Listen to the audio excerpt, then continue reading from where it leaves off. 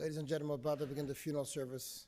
We ask if you have a cell phone or pager, if you could turn it to the silent mode. Officiating is Rabbi Yaakov Robinson.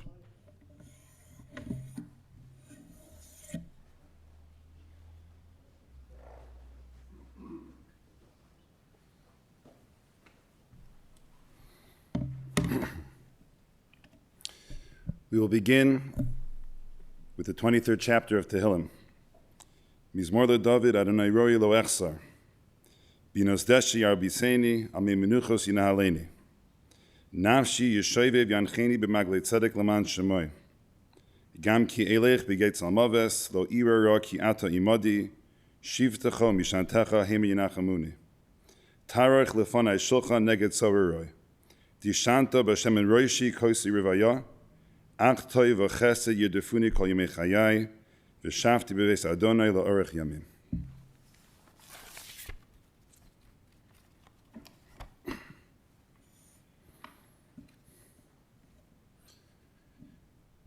We have gathered this morning to mourn the patira of a great and memorable person, a Chicago legend, Mr. Selig Spun, alav shalom, Selig Asher ben Eliyahu.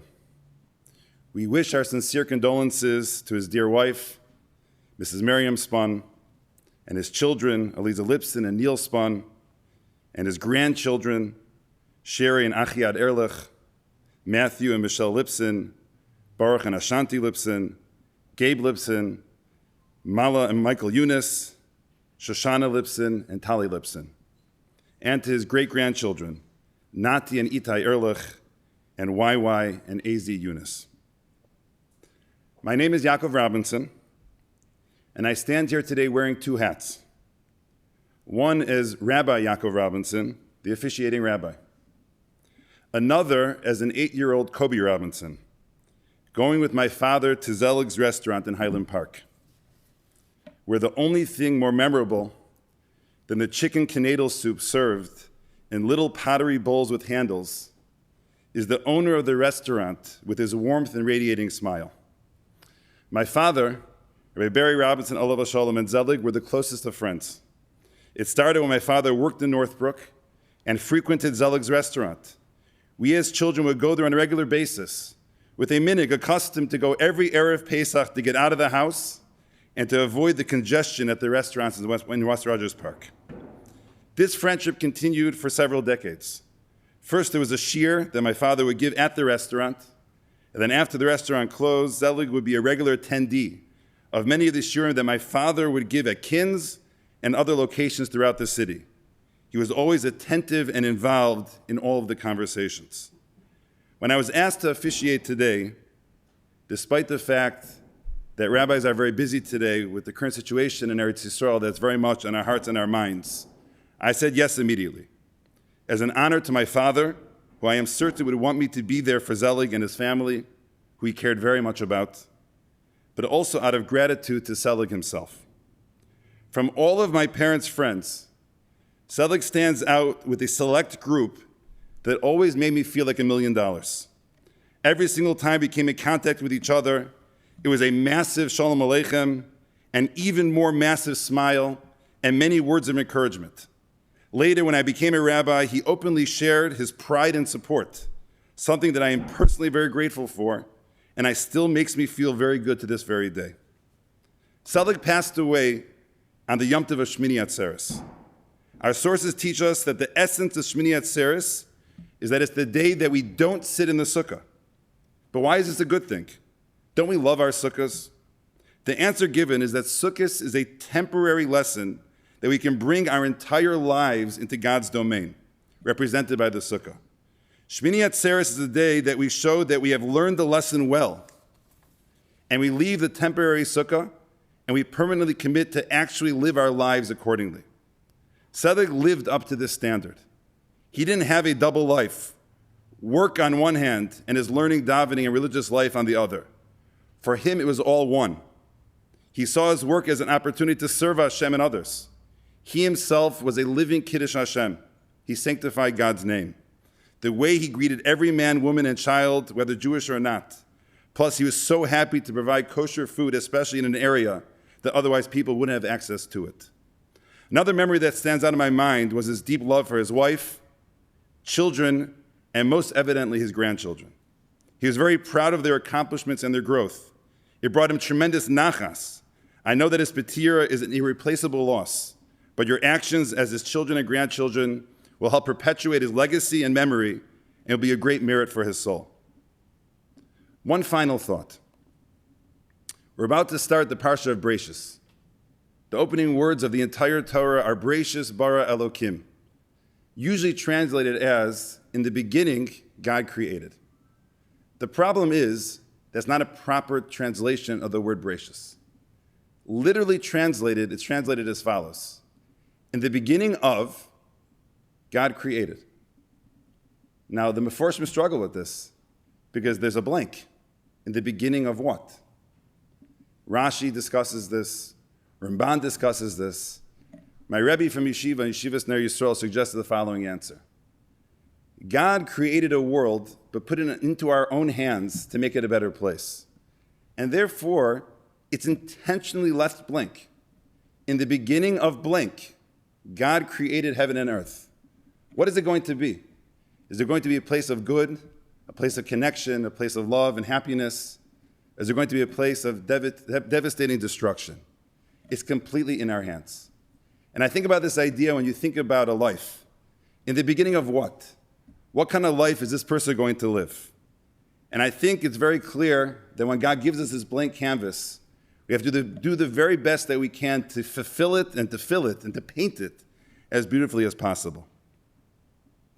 Selig Spun painted his canvas with such beautiful artwork, his own personal accomplishments, and the family that he leaves behind. It's filled with such meaning, something that his family should be very, very proud of. My father never drank a l'chaim, but my Zaidi, Selig, and others did every single Shabbos. Where everyone present, he would give a very heart-filled bracha of l'chaim tovim u'l'shalom. Dear Selig, Selig Asher ben Eliyahu, we wish you in return an eternal chaim tovim v'shalom. Bila mavas lanetzach u'macha Hashem elokim dima mi'al kol panim. We're now going to hear Hespedim from Rabbi Langer, the Rav of Beis Yitzchak, and from Mark Schaffel, who are speaking from the Kohen room. And then after that, we're going to hear from Selig's son, Neil Spun.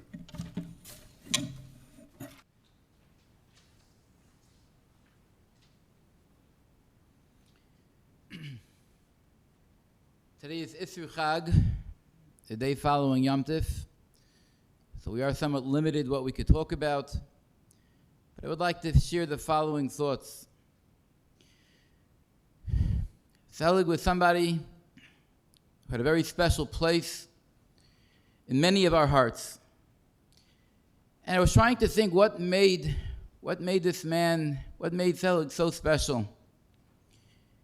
He was a person who came from the old world. He was saved from the horrors of the Holocaust. I remember him telling me I went to be Menachem Avel when he was sitting Shiva for his sister. The stories, the Nisim, the Hashgacha Pratis that he had to be saved, the way he had his bar mitzvah on the road, fleeing. And yet this man was able to connect to us, to be able to relate to us. He was so genuine, so real, so sweet. The Gemara in Eruvin, the Samachem Beis tells us, Amar Rabbi Eloi, Bishloisha Dvarim Adam Nicker. A person could be appreciated, could see who a person is, the essence, the truth of a person in three ways. Bikaisai, after he has a drink. Ubikisai, how he spends his money. Uvikasai, and his anger, he's makbid on others. Zelig, let's start with the last one, Kasai. Zelig was never makbid on anyone. A man filled with shalom, peace. All he wanted was peace. Never saw him get angry. Bekisai, the way he spent his money with integrity, honesty, such a trustworthy person.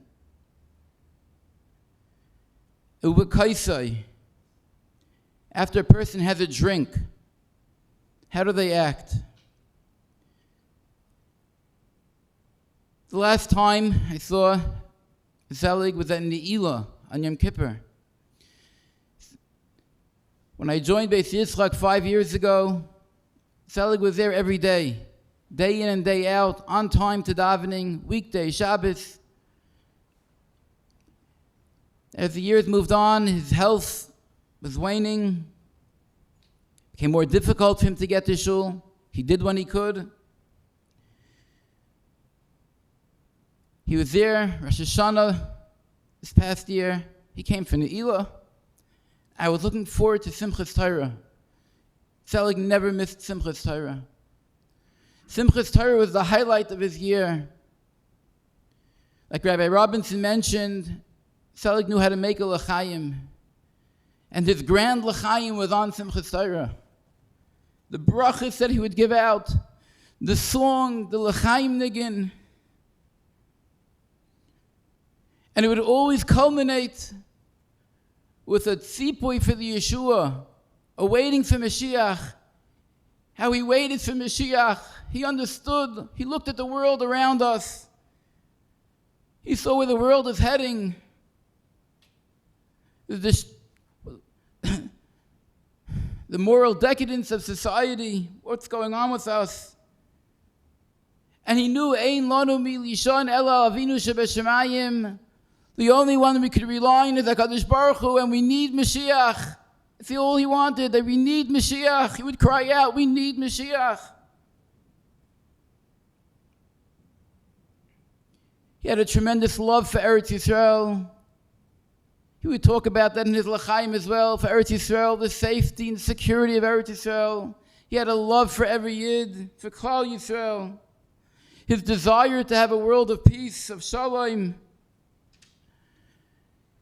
And he had a tremendous love for his children and grandchildren, an unconditional love.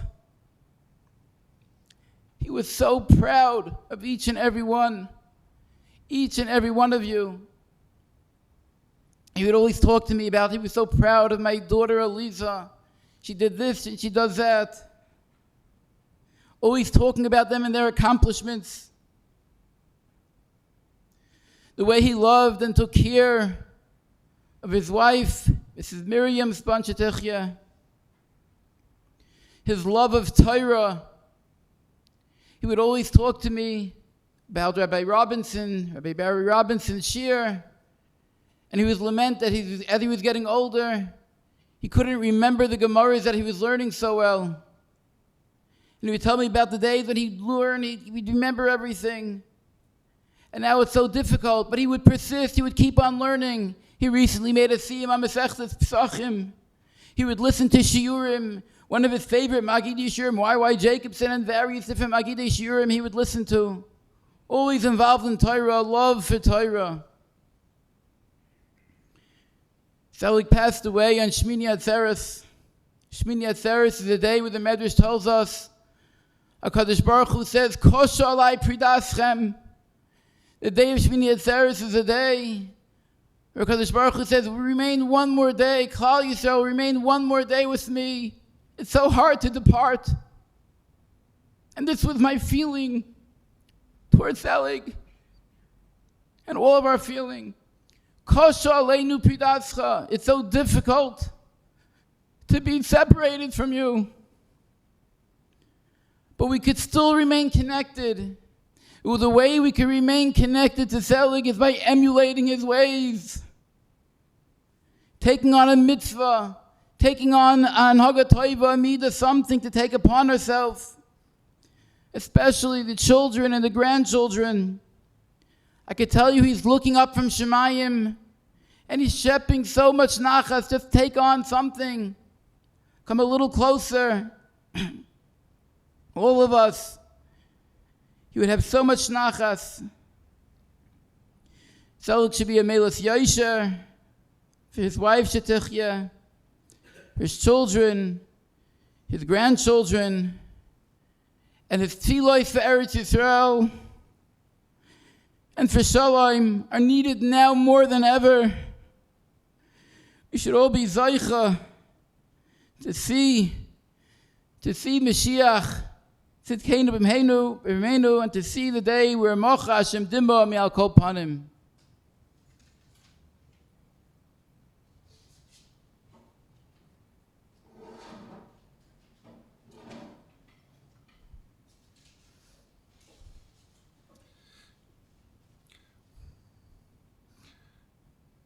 My relationship with Reb Selig ben Eliyahu started shortly after I moved into the building in Winston Towers.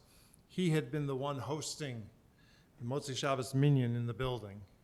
And he decided it was too much for him. He asked me if I would take over. And that was really the beginning of a very long conversation, which continued until past Yom Kippur this year. I remember as a small boy walking with my bubby down Devon Avenue, taking me into New York Kosher, and then later with my mother to the Milk Pail. He was a respected entrepreneur, Selig Spun, Buffalo Grove and Highland Park, where he loved a good deal, but he insisted on perfect kashrus. He insisted that it had to be of the best quality. Later, he just couldn't just sit and retire. He became a courier of large amount of cash to deliver to banks. Because who was going to mug somebody who was 96, 97 years old? Who would think that he had anything significant on him?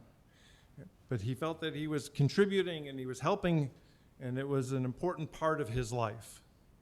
He recently renewed his driver's license. I asked him, how long did they renew it for? He says, only a year. I said, maybe that's a good thing.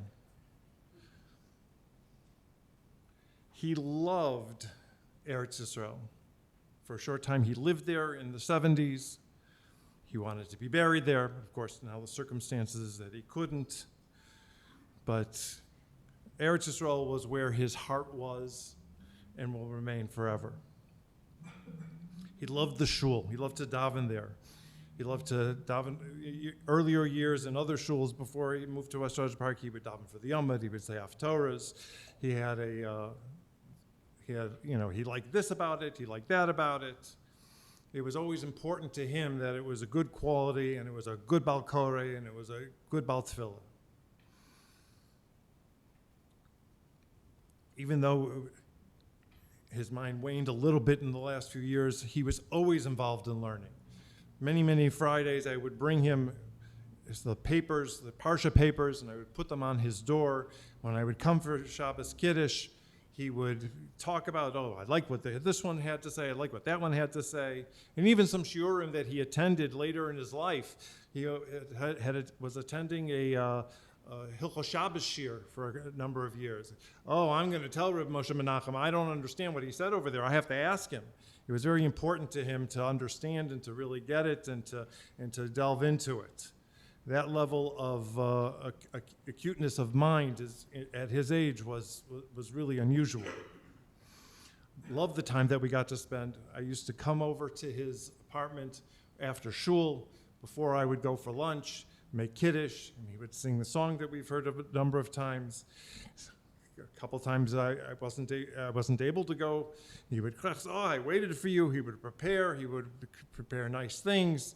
It was really important to him to have part of his Shabbos and his ruach of his Shabbos. He was a tremendous, tremendous Bal Chesed. Quietly, people didn't know. He would lend money to people. He would help people with food. And his favorite was just when he was, years ago, he showed me how to properly cut a brisket. And this is what you need to look for in a brisket, and this is what you need to do to cut it. Achron Chaviv, the most important thing in his life was his family. His children, Eliza Neal, his grandchildren, his great-grandchildren, they were the pinnacle of his life. They gave him the chiyus. And he felt that he needed to continue to keep pushing for them. May he be a melitz yosher for his entire mishpacha and for the community. Neil Spun.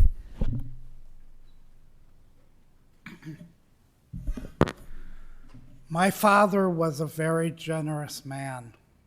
He helped so many people. I would like to say, and a lot of you know this already, that my father had the four things of being a mensch. He had character, a big personality, and he had morals and values. We had not been at peace for a long time, but in the past year and a half, we made peace between us. And what is so indicative of that peace was my father's ability for forgiveness. I was sitting with him about a year and a half ago, and I said, "Dad, I'm so sorry for being a expletive deleted towards you for a large portion of my life." And he had a way of dismissing something that I don't know if it's uniquely Selig or uniquely his family or uniquely Yiddish. I have no idea. But his way of dismissing was by going like that. And with that, he cleared everything between us. All the ra that was between us.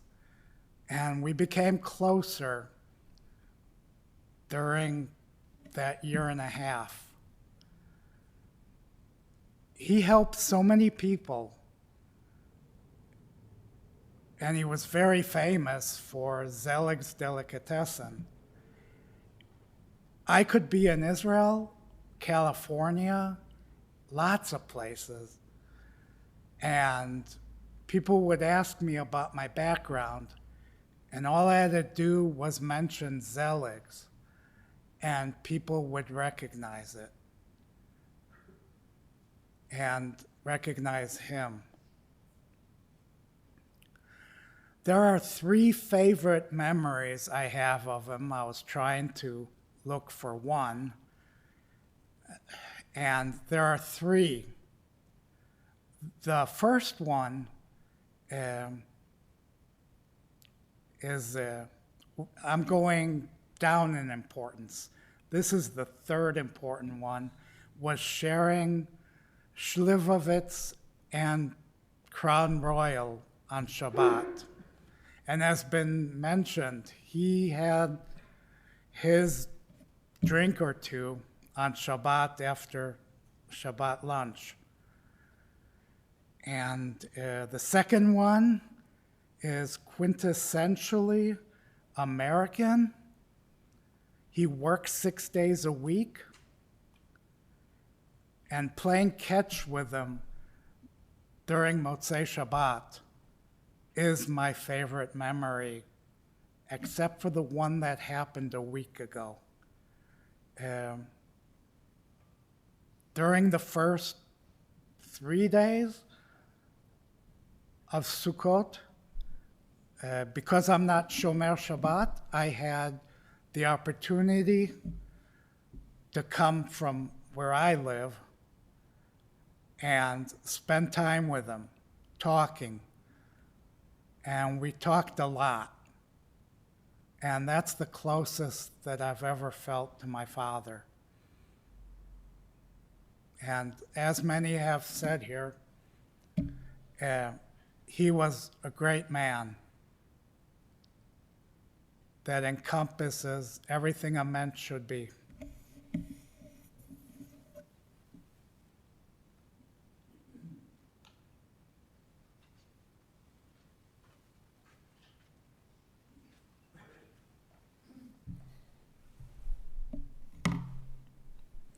As today is a minor holiday of Isur Chag of Sukkot, we are not going to end with the traditional Kalmale. I will recite Tehillim Tezayin 16. Michtam leDavid, Shamreni el ki chasisi vach. Amart ladonoi, Adonai ata, Tovasi bal alacha. Likadoshim asher ba'aretz hema va'adire kol chefzi vam. Yirbu atzvosam acher meharu, bal asich niskem midam, val esa eshmosam al svasai. Adonai menas chelki v'choisi ata tomich garoli. Chavalim naflu li bani'imim af nachalas shafra aloi. Avarich es Adonai asher yoatzani, af leilois yisruni kilyosai. Shivisi Adonai legni samid, ki mimini bal emait. Lachein samach libi v'yagal kvoidi, af besar yishkan levetach. Ki lo sa'azoiv nafshi lish'ol, lo sitein chasidcha lir'o shachas. Todi'eni ayarchayim soiva smachas es panecha, ni'imais b'mincha netzach. This concludes the funeral here at the chapel. The interment will take place at Shalom Memorial Park. For those who will be going to the cemetery, we'll be lining up in a parking lot. We ask that you have your headlights and hazard lights on while in possession and drive as close as safety permits to the vehicle in front of you. At the conclusion of the interment, the family was sitting Shiva at the Spun residence, 6933 Kadzi, apartment 202. The minyanon times will be posted on our website once we get them. We ask people to participate in the minyan as much as they can.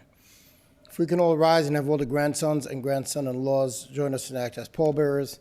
And once we've left the chapel, we ask everybody to go immediately to their vehicles.